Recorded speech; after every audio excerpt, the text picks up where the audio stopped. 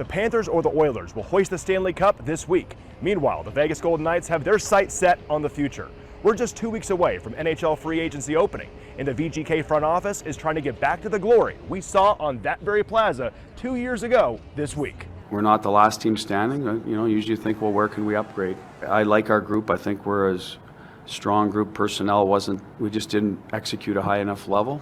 It's the 1st of July when fireworks go off in the hockey world. We saw an exodus of Knights last offseason. This time around, much of the hay is already in the barn after the team extended players during last season. The guys that we signed, Theodore, McNabb, Howden, Kolesar, and Hill, who I think are really important players on our team. But a list of impending unrestricted free agents remain. Tanner Pearson, Victor Olofsson, Riley Smith, Brandon Saad, Ilya Samsonov is expiring contracts on June 30th. All the guys that are up, the contracts were all good players for us. No disappointments at all. So we'll make those decisions, and then depending how that goes, that's going to dictate to some extent what you do on the 1st of July.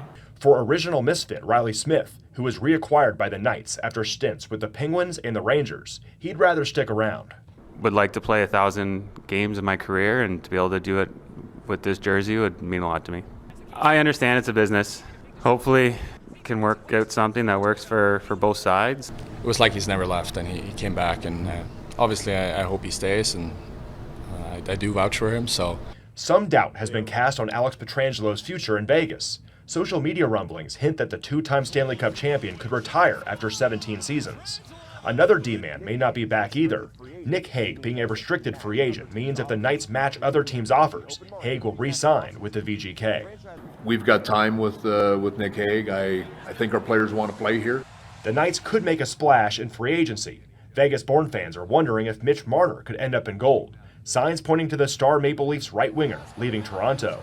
The Vegas front office has been doing their homework the last 2 months.